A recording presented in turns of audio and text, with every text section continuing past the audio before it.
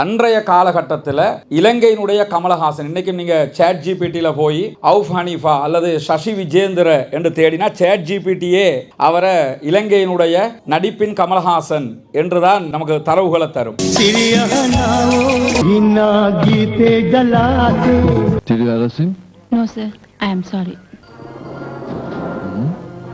Film actor ஒன்று ஆகணும்னு சொல்லி ஆசை வந்தது.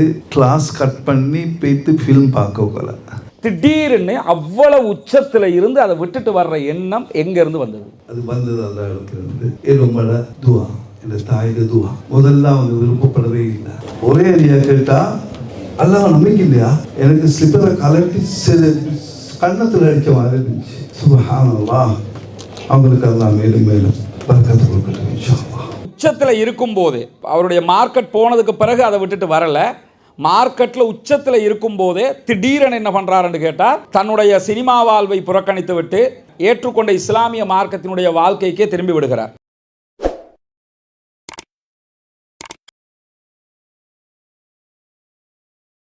அஸ்ஸலாமு அலைக்கும் வரஹ்மத்துல்லாஹி வபரகாத்துஹு. ஒரு அற்புதமான நிகழ்வு. சகோதரர் அவுஃப் ஹனீஃபா அவங்கள உடல்நிலை போதுமான ஆரோக்கியமாக இல்லாத நிலையிலும் இந்த நிகழ்ச்சிக்காக நாங்கள் ரொம்ப சிரமப்பட்டு மாத்தளையிலிருந்து அவங்க நேற்று இரவே கிளம்பி வந்துட்டாங்க.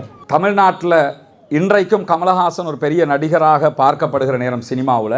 அன்றைய காலகட்டத்தில் இலங்கையினுடைய கமலஹாசன், இன்னைக்கு நீங்கள் சேட் ஜிபிடியில் போய் அவுஃப் ஹனீஃபா அல்லது சசி விஜேந்திர என்று தேடினா சேட் ஜிபிடியே அவரை இலங்கையினுடைய நடிப்பின் கமலஹாசன் என்றுதான் நமக்கு தரவுகளை தரும். அப்படி ஒரு உச்சத்தில் சினிமாவில் இருந்தவர் பிற்பட்ட நாட்களில் உச்சத்தில் இருக்கும்போது அவருடைய மார்க்கெட் போனதுக்கு பிறகு அதை விட்டுட்டு வரல.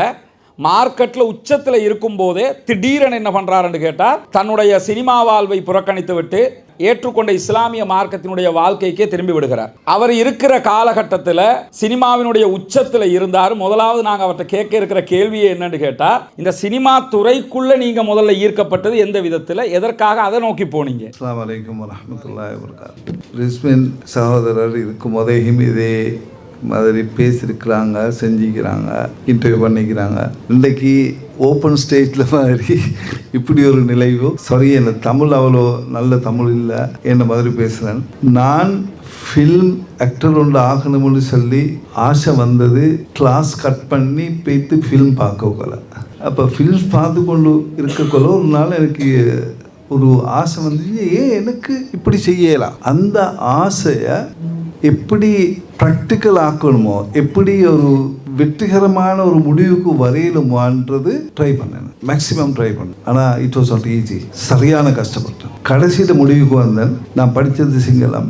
நானே ஸ்கிரிப்ட் ஒன்று எழுதி ஃபில்ம் ஸ்கிரிப்ட் ஒன்று எழுத முதல்ல ஒரு ஸ்டேஜ் ட்ராமா ஸ்கிரிப்ட் ஒன்று எழுதி நானே அதை ஆக்ட் பண்ணணும், அதை டிரெக்ட் பண்ணணும்னு ட்ரை பண்ணேன். அப்போ அது வரைக்கும் ஒரு ஸ்டேஜ் ட்ராமா கூட பார்த்தாவது இல்லை. அப்போ இந்த ஆசை வந்ததுக்கு பிறகு பல ஸ்டேஜ் ட்ராமாஸ் பார்த்துட்டு என்னோட இருந்த ஒரு 3-4 பேர் அவங்களும் இந்த சப்ஜெக்டுக்கு ஆசைப்படவும் அவங்களையும் சேர்த்து கொண்டு ஒரு ஸ்கிரிப்ட் ஒன்று நானே எழுதி என்னோட இருந்த பல பேரோட அதை ப்ராக்டிஸ் பண்ணி அதை ஸ்டேஜ் பண்ணுறதுக்கான விஷயங்களை செஞ்சார். அது எனக்கு இன்னும் யாதிக்கு 1978 March 18 Wellawatte Ramakrishna hall stage பண்ணினோம். அப்போ இந்த ஆசை அந்த முதல்ல சொல்லுவாங்க, என்னடா இது சும்மா லேகியம் தின்ன மாதிரி இப்போ விஷயங்கள் செய்கிற அப்படின்ட்டு. இந்த லேகிய மாதம் மாதிரி தான் லேகியம் தின்றதுக்கு எவ்வளோ ஆசையோ அது மாதிரி அந்த தின்றால் அது விடமாட்டாங்க. அதுக்கு தான் ஒரு எக்ஸாம்பிளாக சொல்லுவாங்க.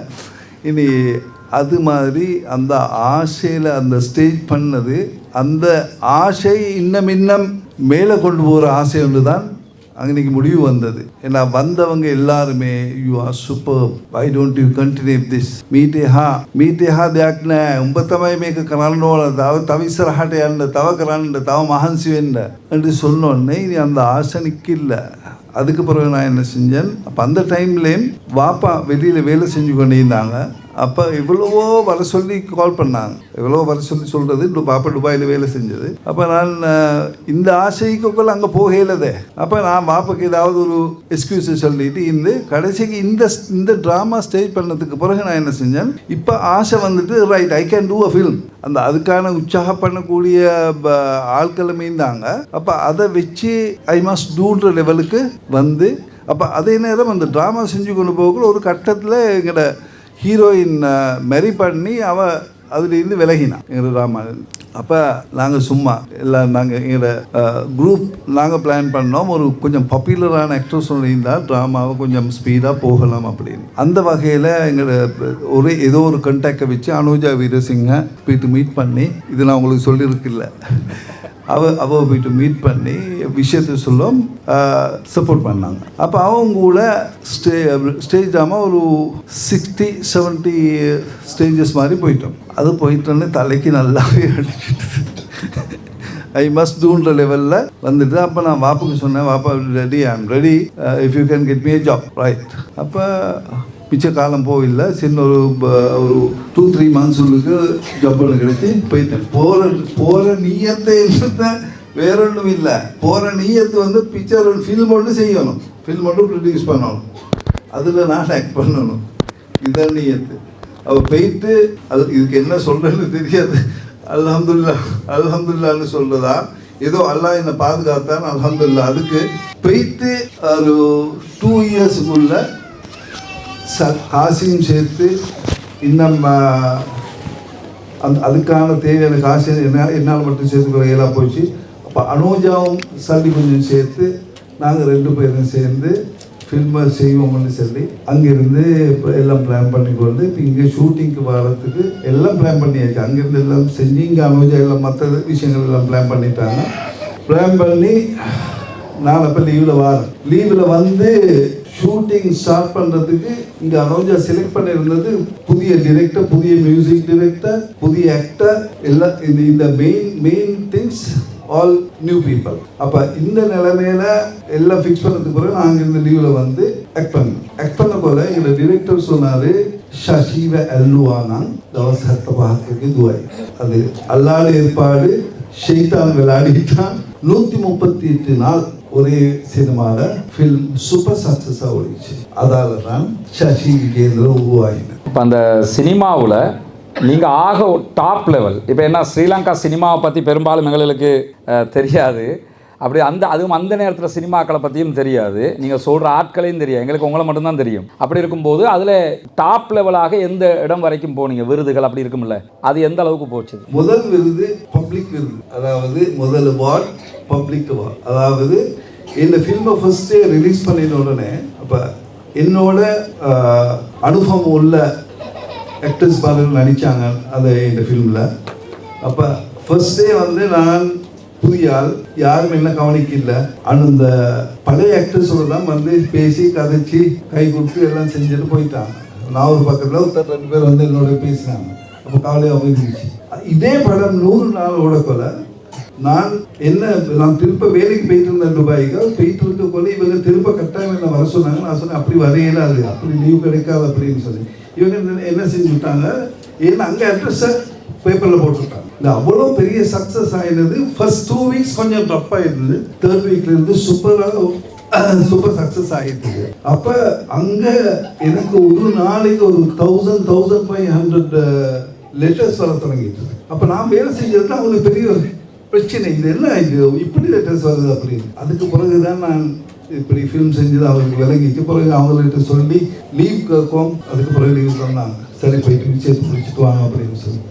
அது வந்து நான் ஃபர்ஸ்ட் 100th டே செலிப்ரேஷனுக்கு ஃபில்ம் ஹாலுக்கு போகலை. நானும் தம்பி நான் காரில் போயிட்டு கிட்ட ஆகல வந்த க்ரௌடுக்கு நான் பயந்துட்டேன். அப்படியே லாக் பண்ணிவிட்டேன் கதவை. தம்பி சொன்னார், நானும் அதை எடுத்துட்டுருங்க, இல்லாட்டி காரை பரட்டிடுவாங்க இருக்கிற க்ரேஸுக்கு.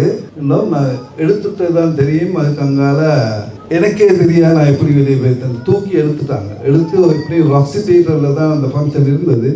அந்த ராக்ஸி தியேட்டரில் ரோட்லேருந்து ராக்ஸி தியேட்டருக்கு எப்படி ஒரு 25-30 meters இருக்கும். அதுதான் என்னோட first one. I couldn't believe and I can't forget about it. அதுக்கு பிறகு 94 most popular actor, best supporting ஆக்டர்னு சொல்லி 2 விருது கிடைச்சது. இந்த சினிமாவினுடைய நினைக்கிறேன் சரஸ்வதி விருது ஏதாவது கிடைச்சதாக நீங்கள் எங்களுடைய இன்டர்வியூவில் ஆமாம் இவ்வளவு உச்சத்தில் இருக்கும்போது இப்போ நாங்கள் பார்க்குறோம் சினிமா துறையிலேருந்து நிறைய பேர் வர்றாங்க. நடிகை மோனிகா உச்சத்தில் இருக்கும்போதே வந்தாங்க. மும்தாஜ் வருகிற போது அவங்க ஆல்ரெடி இப்போ சீனில் இல்லாத நிலையில், ஆனால் அல்லாஹ் அவங்களுக்கு நேர்வழியை கொடுத்துட்டான், அவங்க வந்துட்டாங்க. உச்சத்தில் இருக்கிற போதே இதை விட்டுட்டு வர்றதுங்கிறது சாதாரண விஷயம் இல்லை. அது நீங்கள் சொன்ன மாதிரி பப்ளிக்குடைய சப்போர்ட் கிடைக்கல ஒரு விஷயத்துக்கு. அதை பொலிட்டீஷியனாக இருந்தாலும் பொலிட்டிக்கலை விட்டு போகாமல் இருக்கிறதுக்கு தானே. ஏன்னா எங்கே போனாலும் சார் வாங்க, அது அந்த பப்ளிக் சப்போர்ட் ஒன்று இருக்கும். அதை அந்த போதை கண்டுட்டா போக மாட்டாங்க. அப்படி இருக்கிற போது நீங்கள் இருந்தது போதையிலே உச்சகட்ட போதை, சினிமா அதை தாண்டி அந்த மக்கள் செல்வாக்கு, திடீர்னு அவ்வளவு உச்சத்தில் இருந்து அதை விட்டுட்டு வர்ற எண்ணம் எங்கேருந்து வந்தது? அது வந்தது அந்த இடத்துல இருந்து என்னோட துவா, இந்த தாயோட துவா. முதல்ல அவங்க விருப்பப்படவே இல்லை, ஆனால் வாப்பா கொஞ்சம் ஒரு சப்போர்ட் பண்ணுறாங்க சைக்கிள். உமா விருப்பப்படவே இல்லை. நான் ஃபிலிம் செய்ய தொடங்கினதுலேருந்து தஹஜ்ஜத்து கிளம்பி அவங்களுக்கு தெரியும் எனக்கு கேட்குதா இல்லையான்னு சொல்லி அழுது துவா கேட்பாங்க. இல்லைக்கு அதை நினைச்சா எனக்கு அழுது துவா கேட்பாங்க. என் பிள்ளைய காப்பாற்றிட்டான் சொல்லி அழுது. அப்ப அந்த டைம்ல அப்படி கேட்டு கூட நான் இது உடனே கொண்டு எனக்கு ஒரு உள்ளம் வரல. அல்லாஹ் நான் உன்னை விரும்பினா ஒரு அந்நியனை வச்சு கூட உன்னை வழிக்கு எடுத்தேன், வழியை காட்டுவோம், உனக்கு வழியை காட்டுவேன் புரியுது, நான் கட்டிக்கிறேன். அது மாதிரி தான் எனக்கு ஏண்ட ஒரு ஃபேன் உண்டு என்னை தேடி வந்து அந்த டைமில் 3 ஹவரா எங்களோட வீட்டில் உட்கார்ந்து இருந்து அவளை கூட்டாளியும் கூட. ஏன்னா நான் ஷூட்டிங்கில் முடிஞ்சு வந்து தூக்கக்குள்ள வீட்டில் யாரும் என்ன வந்து எழுப்ப மாட்டாங்க. சரியான போகும் எனக்கு அந்த டைம். அந்த பயத்தில் யாரும் எழுப்ப இல்லை. அப்போ இந்த 3 ஹவர் உட்கார்ந்துருந்தா அதுக்கு பிறகு நான் வந்து பேசி அப்படி கொஞ்சமாக ஃப்ரெண்ட்லி ஆகி கடைசியில் அவங்க என் வைஃப் ஆகினாங்க. அந்த வைஃப் முஸ்லீம் ஆகி இஸ்லாத்தை படித்து முஸ்லீம் ஆகி எனக்கிட்ட சொன்னாங்க. அது கொஞ்சம் அந்த ஏன்னா அந்த டைமில் எங்களை ஊருக்கு போய்த்தா இல்லை தாய் பிள்ளையெல்லாம் கண்டால் இது விட்டுடுவாப்பா இதுதான். அப்போ அது கேட்கக்குள்ளையும் அவ்வளோ ஜீரணிக்கிறது இல்லையே இது. அப்போ அந்த கட்டத்தை எங்களோட வைஃப் அண்டர்ஸ்டாண்ட் பண்ணிக்கொண்டு அந்த அவள் படிக்க எனக்கு கொஞ்சமாக போடுவாள், தலையில் போட்டு கடைசியில் ஒரு நாள் நான் சொன்னேன், சரி okay I will stop, let me start on a business, let me start on something to earn. இதாக சம்பாதிக்கிறதுக்கு ஏதோ ஒரு முறை உண்டு, ஒரு பிஸ்னஸ் சொல்கிறோம், ஏதோ தொடங்கிட்டு நான் நிற்பான். அப்போ இஸ்லாத்துக்கு வந்து ஒரு வருஷமும் இல்லை. ஒரே ஐடியா கேட்டால் அல்லாஹ் நம்பிக்கை இல்லையா, எனக்கு ஸ்லிப்பரை கலட்டி கன்னத்தில் அடித்த மாதிரி இருந்துச்சு. சுப்ஹானல்லாஹ், அவங்களுக்கு அல்லாஹ் மேலும் பரக்கத்து கொடுக்கட்டும் இன்ஷா அல்லாஹ். அந்த தாயோட துவாக்கெல்லாம் அனுப்பினவளான்னு சொல்லி எனக்கு நினைச்சிச்சு. அப்போ அந்த நிமிஷம் நான் நினைச்சேன், நான் உடனே இதுலேருந்து வெளியாகிறேன், லெட் எனிதிங் ஹேப்பன். அந்த உணர்வையும் தந்து அந்த ரப்புல் ஆலமீன் அவன். அப்போ நான் யோசிச்சு, அடே இந்த ரப்பினோட இவ்வளோ இறக்கம், சுப்ஹானல்லாஹ், அவ்வளோ இறக்கமுள்ள ரப்பு என்னை எப்படி பாதுகாத்தான். இல்லாட்டி என்னால் அதுலேருந்து வெளியே வரவே இல்லை. நான் இதுக்கு முதல் இன்டர்வியூவில் சொல்லியிருந்த மாதிரி நான் இருந்தது ஒரு சொர்க்கம் இந்த துணியால் இல்லை, சொர்க்கம் அங்கே தான். அந்த சொர்க்கத்துக்கு தான் நாங்கள் அவ்வளோ பேரும் தண்டிக்கிறோம். அந்த சொர்க்கம் ஒன்று இந்த துணியால் இருந்தால் அந்த சொர்க்கத்தில் தான் துனியா சொர்க்கத்தில் அது இந்த வெளியே வரையலாம், எங்கட கட்டித்தனத்தில் வெளியே வரையலாம். வெளியே வந்தது அந்த ரப்புல் ஆலமீன் உதவியோட, அந்த ரப்புல் ஆலமீன் பரக்கத்தால். இல்லாட்ட நினைச்சு கொடுப்பாக்கிறாது. நான் மவுத்து வரைக்கும் சுஜூது இருந்தாலும் கூட அது இல்லாக அல்ஹம்துலில்லாஹ். நாங்கள் இன்றைக்கி அவருடைய மனைவியை அழைச்சிக்கிட்டு தான் வர சொன்னோம். ஏன்னா ஏற்கனவே ஒரு 2-3 இன்டர்வியூஸ் அவங்களோட எங்கள் மீடியாவில் பண்ணியிருந்தாங்க. அந்த சந்தர்ப்பத்தில் இதை சொன்ன டைம்லெல்லாம் நாங்கள் அவங்கள இங்கே இந்த மீட்டினுக்கு கொண்டு வந்து அவங்க மனைவியை அவங்க மூலமாகத்தான் அவருக்கு அந்த நேர்வழி அல்லாஹு தாலா கொடுத்தான், பாக்கியமாக்கினான். அழைச்சிருந்தோம், ஆனால் அழைச்சி கொண்டு வர முடியாத ஒரு சூழல். இந்த இடத்துல இன்னொரு விவகாரம் என்ன கேட்கணும்னா, நாங்கள் தாவா பண்ணுறோம், தாய்க்கள் இருக்கிறாங்க, ஷேக் ஆதில் ஹசன் இருக்கிறாரு, அதே மாதிரி யூனுஸ் தப்ரீஸ் இருக்கிறாங்க, இப்படி பல பேரும் இருக்கிறாங்க. நாங்கள் தாவா களத்தில் சந்திக்கிற ஒரு பெரிய பிரச்சனை என்னென்னா, சில பாவங்களை நம்ம உதாரணமாக ஒரு சிகரெட் பிடிக்கிறவன்ட்ட போய் சிகரெட் பிடிக்காதுன்னு சொன்னால் கூட கொஞ்சம் டைம் கேட்பான். அது கொஞ்சம் விட்டுட்டு வரத்துக்கு, அப்படி உடனே விட்டுட்டு வரையிலுமா? ஒரு பிஸ்னஸ் பண்ணுறவர் வட்டியை சொன்னால் நீங்கள் சொல்கிற மாதிரி விட்டுட்டு வந்துடுமா அப்படின்னு கேட்பார். இப்போ நீங்கள் சினிமா இண்டஸ்ட்ரியில் இருக்கும்போது, சினிமா இண்டஸ்ட்ரிங்கிறது அதில் ஒரு ப்ரொடியூசர் ஒரு 10 பேர் இருப்பான், உங்களுக்காக பணம் போட்டிருப்பான், அதில் டிரெக்டர்ஸ் மாதிரி இருப்பாங்க, கேமராமேனில் இருந்து ஒரு படத்துக்காக ஒரு 200 பேர் அந்த காலத்தில் ஒர்க் பண்ணுவான். இப்போ ஒரு 2000 பேர் ஒர்க் பண்ணுவாங்க. அந்த 200 பேரை விட்டுட்டு தான் நீங்கள் ஒரு சினிமாவிலிருந்து வரதா இருந்தால் கூட வர வேண்டி வரும். அப்படி இருக்கும்போது நீங்கள் இவ்வளவு இதை நான் விட்டுட்டு வரணும்னு சடன்லி முடிவெடுக்கிறீங்க. அவங்கள விட்டுட்டு எப்படி அந்த சடன்லி உங்களால் வர முடிஞ்சது? அவங்க உங்களை இழுத்து பிடிக்கலையா? அந்த தர்ம சங்கடம் வரலையா? அது அப்படி ஒரு நிலைமை வந்துச்சு. இல்லை சட்டம் இல்லை, நாங்கள் அந்த எக்ரிமெண்ட் சைன் பண்ணதுக்கு பிறகு எங்களுக்கு ஏதான்னு சொல்ல இயலாது. அப்போ அதனால் லாயரோடையும் கதைச்சிட்டு நான் என்ன செஞ்சேன்னு சொன்னால், அவங்களுக்கு ஒரு ஃபிக்ஸ் ஒரு லிமிட்டட் பீரியட் ஒன்று கொடுத்தேன். லாயர்னு சொன்னது சும்மா 2 மாதம் 3 மாதம் கொடுக்கல, அது இப்படி விஷயம் ஒன்றுக்கு நீங்கள் ஃபைனல் 1 இயர் ஒன்று கொடுக்கணும். அப்போ நான் சரின்னு சொல்லி 1 இயர்னு சொல்லி நான் கம்ப்ளீட் பண்ணாமல் இந்த மூவிகள் எல்லாத்துக்கும் அறிவித்து இன் ரைட்டிங்கே அவங்களுக்கு இன்ஃபார்ம் பண்ணேன். இப்படி நான் ஸ்ரீலங்காவிலிருந்து வெளியே போகிறேன், வேறு டீட்டெயில்ஸ் சொல்லியிருந்தேன், ஸ்ரீலங்காவிலிருந்து வெளியே போகிறேன், அதனால் இந்த உங்களோட படத்தை அவசரமாக முடிச்சுக்கிறோங்க அப்படின்னு. அப்போ அந்த கட்டத்தில் ஒரு 12 படம் இருந்தது கம்ப்ளீட் பண்ணக்கூடியது, கம்ப்ளீட் பண்ண வேண்டியது. அப்போ அவங்க எல்லாருக்கும் நான் லெட்டர் அனுப்பிட்டு அவங்க தான் ஆர்கனைஸ் பண்ணணும், ஆர்கனைஸ் பண்ணி நான் டேட்டை கொடுத்து விஷயத்தை முடிக்கணும். அப்போ அதில் 11-12 படமும் இருந்தது. அதில் 5-6 படம் எப்படியோ ஆர்கனைஸ் பண்ணி விஷயத்தை முடிச்சுட்டாங்க. அப்போ இன்னும் ஒரு 5 படம் பேலன்ஸாக இருந்தது. அவங்க அதுக்கு பிறகு முகத்தமச்சாமே ரவுல போட்ட கப்பலா அப்போ வாகன குழான்னு அப்படின்னு தங்கித்தி மகை ரவுல கப்பலும் அங்கே வில்ல கப்பல் அப்படின்னு இல்லை, இதை வெட்டிட்டு திரும்ப போயிட்டு நடிக்கிறதுக்கு நான் யார் சுபஹானல்லாஹ் ரப்பு யாருன்னு அழிஞ்சிட்டேன். இந்த டைமில் அவனுக்கு அவனால் என்ன அப்படியே ஒரு நிலைமைக்கு ஆக்கிடுமா நான் சொல்லி. உண்மையிலே நான் இவரை எனக்கு தெரியாது. நான் எப்போ அடையாளம் காண்றேன்னா ஒரு 5 அல்லது 6 வருடங்களுக்கு முன்னாடி நினைக்கிறேன், சிரச டிவியில் திடீர்னு சசி விஜேந்திரையோட சிரச டிவி ஒரு ப்ரோக்ராம்னு நிறைய நடிகர்களை, பழைய நடிகர்களை அழைச்சிருந்தாங்க. யூடியூப்பில் அந்த ப்ரோக்ராம் இருக்குது, அதில் இவர் கலந்து கொண்டிருந்தார். அப்போ தான் தெரியும் இப்படி ஒருத்தர் இருக்கிறாருன்னு. அந்த சந்தர்ப்பத்தில் அந்த நடிகரை பேர் எனக்கு தெரியும், ஒரு ஃபேமஸ் நடிகை உண்டு அந்த காலத்தில், இவங்களோட நடித்தவங்க ஒருத்தங்க அனுஜாங்கிற ஒரு நடிகை. அவங்க ஓப்பனாக திரும்ப கூப்பிடுவாங்க அவங்கள, நீங்கள் திரும்ப வாங்க இந்த இண்டஸ்ட்ரிக்குள்ளே வரணும், இப்போ வந்தாலும் உங்களுக்கு மார்க்கெட் கிடைக்கும் வாங்கன்னு கூப்பிடும் போதும் அப்பவும் இல்லை நான் அந்த இண்டஸ்ட்ரிக்குள்ளே வரமாட்டேன், நான் ரப்பின் பக்கம் போயிட்டேன்ங்கிறத தெளிவாக சொல்லுவாங்க சகோதரர் அவுஃப் ஹனீஃபா அவங்க. உண்மையில் ஒரு பெரிய மாற்றம். கேட்கறதுக்கு நிறைய விவகாரங்கள் இந்த இடத்துல இருந்தாலும் ஆடியன்ஸாக இந்த ரைஸ் அப் அகாடமியோட பிள்ளைகள் 2 கேள்வி கேட்கணும்னு சொன்னாங்க. 2 கேள்விகளுக்கான வாய்ப்பை தர்றோம், யாராவது 2 பேர் கேட்கலாம். டிஜிட்டல் வளர்ந்திருக்கிற இந்த காலத்தில் எங்களமா ஆட்களுக்கு நீங்கள் என்ன சொல்ல நினைக்கிறீங்க? இப்போ ஊடகம் பரிணமிச்சிருச்சு. உங்கள் காலத்தில் டிவியும் தியேட்டரும் மட்டும், டெக் பீஸ், சிடி. இப்போ அப்படி இல்லை. அதனால் இப்போ வளர்ந்த காலத்தில் இந்த பிள்ளைகளுக்கு என்ன சொல்ல விரும்புகிறீங்கிறது தான் கேள்வி. அந்த காலத்தில் எங்களுக்கு ஒன்றுமே இருக்குல்ல, நீங்கள் சொன்ன மாதிரி டிவியும் இல்லை, ஃபிலிம்ஸ் மட்டும்தான். அதுக்கு பிறகு தான் டிவியும் வந்துச்சு. அதுக்கு நான் நினைக்கிறேன் இப்போ இங்கே இருந்த எல்லாருக்கும் எங்கள் அன்பான ஆதில் ஹசன் சகோதரர் சொன்ன விஷயங்கள் சூப்பர். அதுதான் அப்படித்தான் ஆகணும். இன்றைக்கு டிஜிட்டல் அட்வான்ஸ்னு சொல்றாங்க, இட்ஸ் நாட் அட்வான்ஸ். அது மக்களை பிள்ளைகளை நாசமாக்குறது. நல்ல விஷயம் மீக்குது, சகோதரர் சொன்ன மாதிரி நல்ல விஷயம் மீக்குது. ஆனா அது போகணும் எப்படின்னா, அந்த அன்பு நபி தந்த வழியில இஸ்லாத்தோட பெய்தோம்னு சொன்னால் பெரும் வெற்றி, இல்லாட்டி பட்டு தோல்வி.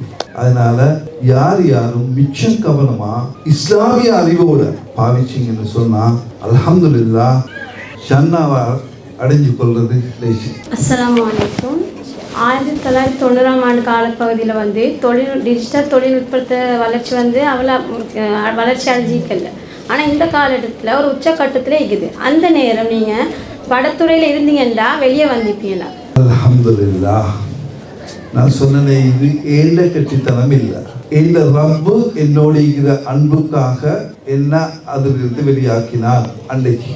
அதே மாதிரி தான் இன்றைக்கு நாங்கள் ரப்போடு இருந்தோம்டா. நான் எங்களை பேக்ரவுண்ட் சொல்ல மறந்துட்டேன். அல்ஹம்துலில்லாஹ் அல்லாஹ்வுடைய கிருபையோட நான் ஃபிலிம் செய்யும் போது மார்க்கத்தோடு தான் இருந்தேன். அல்லாஹ்வுடைய கிருபையோட எங்களோட உம்மா சுப தொழிலாட்டி பெரம்பு தான், அட்டி தான். வாப்பா கொஞ்சம் இறக்கம்ல உண்மையில உண்மை தான் இறக்கம். அடி முழுந்தனால தான் நாங்கள் இன்றைக்கு இந்த நிலைமைக்கு வந்திருக்கிறோம். அல்லாஹ்வுடைய அந்த ஃபவுண்டேஷன், அந்த தாய்மார் தன்னோட பிள்ளைக்கு கொடுக்குற ஃபவுண்டேஷன் தான் அந்த பிள்ளையில கடைசி வரைக்கும் நிற்கிறது. அந்த ஃபவுண்டேஷன் ஸ்ட்ராங்கா இருந்ததுனால அல்லாஹ்வுடைய அந்த எது என்னத்தை செஞ்சாலும் ரப்புன்றது உள்ளத்தில் இருந்து பதிவாகின்றது. அந்த ரப்போட உதவியோட வெளியேறினோம். ஆனால் இப்போ நீங்கள் சொன்ன மாதிரி இன்றைக்கு அப்படி போகிறதுக்கான சான்ஸ் இல்லை. தற்செயலாக போயிட்டு இருந்தாலும் கூட அந்த ரப்பு என்ன பாதுகாப்பார் என்ற நம்பிக்கை என்னோட. போன ரமதானில் எனக்கு இரவு ஒரு 12 மணி இருக்கும். டாக்டர் ஷாஃபி கால் பண்ணுறார். கால் பண்ணி அன்னைக்கு தான் நாங்கள் உங்களோட எபிசோட் போடுறோம். ரமதானில் இந்த இஸ்லாத்தை நோக்கி வந்தவங்களோட எபிசோட் போட்டு கொண்டு வந்தேன். கால் பண்ணி நிறைய நேரம் பேசினார். இதை பற்றி பேசிட்டு அவர் கண் கலங்கி பேசினார் கடுமையாக. அப்போ எனக்கு ஒரு செய்தியை சொன்னார், தொடர்ந்து இந்த செய்திகளை நம்ம பிள்ளைகளுக்கு சொல்லுங்க. அவர் எனக்கு சொன்ன அட்வைஸுகள் ஒன்று என்னன்னா, தயவு செய்து இந்த பொலிட்டிக்கல் பக்கமும் போயிடாதீங்க, அதை சொல்லிட்டு சொன்னார். இன்னைக்கு தான் உங்கள் வீடியோ அன்றைக்கு தான் நாங்கள் ப்ளே பண்ணியிருந்தோம். எனவே இந்த செய்திகள் மக்களுக்கு நிறைய போகணும், யாருக்குமே தெரியலை, அங்கேருந்து இங்கே வந்திருக்கிறாங்க, இப்படி மனமாற்றம் வந்தவங்களுடைய செய்திகள் போகணும்னு சொல்லி அவர் அன்றைக்கு சொல்லியிருந்தார். இன்றைக்கி அவரை அழைக்கிற அதே தருணத்தில் உங்களையும் அழைக்கணும்னு நாங்கள் நினச்சிருந்தோம். இறுதியாக கடைசியாக ஒன்று கேட்டு முடிக்கணும்னு நினைக்கிறோம். இப்போ இந்த மாதிரி புகைப்படங்கள் அல்லது உங்களுடைய ஃபிலிம்கள் பார்த்துப்பட்டால் என்ன நினைப்பீங்க? அல்ஹம்துலில்லாஹ்னு சொல்கிறேன். அல்லாஹ் பாதுகாத்ததுனால அல்ஹம்துலில்லாஹ்னு சொல்கிறேன். எனக்கு இப்போ நீங்கள் அந்த சிரசை இன்டர்வியூ யாது பண்ணீங்க, அதில் ஒரு விஷயம் எனக்கு இன்னும் யாதிக்குது. அவங்க திருப்ப என்ன திருப்பவும் வர சொல்லுவோம். நான் சொன்ன ஒரு விஷயம்தான், எங்கள் ரசூலுல்லாஹ் எங்களுக்கு ஒரு ஃப்ரேம் ஒன்று தான் தீக்குது. அந்த ஃப்ரேம் உள்ளுக்கு தான் வாழ்றது முடிவு செஞ்சுட்டேன். அதனால் அதுக்கு அங்கே போக மாட்டேன். அதே நேரம் எங்கள் ரஸ்மின் சகோதரன் நான் கிட்டத்தட்ட பொலிட்டிக்ஸுக்கு கொஞ்சம் என்டர் ஆகினேன். அந்த டைமில் ரஸ்மின் சகோதரர் வந்து எனக்கு இன்டர்வியூ எடுக்க போல கேட்டார், நீங்கள் எல்லாம் வானமண்டு வீசி போட்டுட்டு வந்தீங்க மார்க்கத்துக்காக, இந்த கட்சியில் உங்களுக்கு என்ன கான்ஃபிடென்ட் இருக்குது இஸ்லாம் முஸ்லீம்களுக்கு ஒரு அவநியாயம் நடக்காதுன்னு சொல்லி நான் சொன்னேன். இதில் இதே கட்சி, இந்த கட்சின்னு சொல்லி நான் நினைச்சது இன்றைக்கு ஸ்ரீலங்காவில் இருக்கிற சிச்சுவேஷனை வச்சு இன்றைக்கு முஸ்லீம்களுக்கு எவ்வளோ கஷ்டப்பட்டோம், எவ்வளோ அடிபட்டோம். அப்போ நாம எங்களுக்கு பேசக்கூடிய ஒரு கட்சிக்கு சேர்றது தவறு இல்லைன்னு சொல்லி எனக்கு நினைச்சிச்சு. அப்போ நான் அதுக்கு ரிப்ளை கொடுத்தேன், எனக்கு கட்சி இல்லை, நான் ஒரு முஸ்லீம். இந்த மார்க்கத்தை பற்றி யாரு எவர் எப்படி பேசினாலும் அதை முதல் நான் எடுத்து காட்டுவேன். அவங்க விளங்கிக்கொள்ள இல்லாட்டி குட் பை, அவ்வளோதான். எனக்கு பெருசுன்றதான் அதுக்கு அங்கே யாருமே. நான் எல்லாரிடமும் கேட்டுக்கொள்ள ஒரே விஷயம், நாங்கள் எங்கள்கிட்ட ரப்ப நம்புவோம். இன்ஷா அல்லாஹ் நாங்கள் எல்லாரும் சொர்க்கத்தில் சந்திப்போம். ஜஸாக்கல்லாஹு ஹைரா. உண்மையிலேயே மாத்தளை மாவட்டத்தினுடைய ஒரு பாராளுமன்ற உறுப்பினராக இருக்க வேண்டியவர் ஜஸ்ட் மிஸ் லாஸ்ட் ஃபைனல் எலெக்ஷனில் கண்டெஸ்ட் பண்ணாங்க.